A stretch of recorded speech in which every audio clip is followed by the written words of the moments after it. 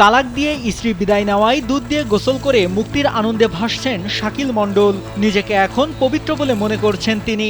মুক্তি দিছে, আমার যেহেতু মুক্তি পেলাম, আজ থেকে আমি 1 মণ দুধ দিয়ে গোসল করে এই কলঙ্কিত জীবন আমি ধ্বংস করে দিলাম। আমি আজ থেকে মনে করেন যে একদম বিনা হিসেবে মনে করেন যে পবিত্র হয়ে গেলাম। দাম্পত্য জীবনে অশান্তির মূল কারণ হিসেবে শাশুড়িকে দোষারোপ করেন শাকিল। এমনকি বিয়ে করতে চাওয়া পুরুষদের উদ্দেশ্যে শাশুড়ি ও তার পরিবার দেখে বউ নির্বাচনের পরামর্শ দেন তিনি। আপনারা বিয়ে শাদী করবেন লাগিয়ে শাহুরের খোঁজ খবর নিয়ে আপনারা বিয়ে শাদী করবেন। সংসারের খোঁজ নেবেন, শাহুর কিরকম, তার পরিবার কিরকম, তার পরিবার ভালো কিনা, এগুলা তথ্য যাচাই বাছাই করে ইয়ে করবেন। 29 জুন দুপুর 1টার দিকে নাটোরের নলডাঙ্গা উপজেলার মাধনগর এলাকায় প্রায় 1 মণ দুধ দিয়ে গোসল করেন তিনি।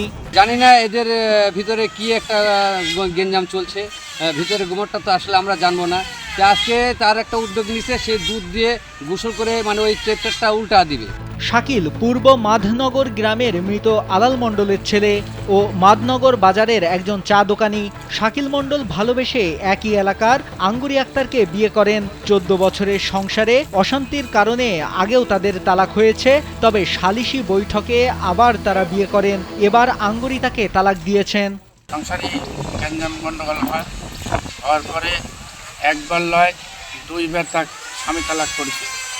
করার পরে আমরা আবার তাক থানাত লিয়ে যায়, প্রশাসনের মাধ্যমে লিয়ে যায়, তাকে আবার সাথে বিয়ে দিয়ে দিছি। থানার মাধ্যমে কোথাও গায়ে, প্রশাসনের সাথে কোথাও গায়ে, তাকে আবার নিয়ে দেওয়া হচ্ছে। এই বিয়ের সাথে দেওয়ার পরে আবার গ্যাঞ্জাম ভেস্তি, এখন আবার স্বামী তালাক করেছে ওই মহিলা।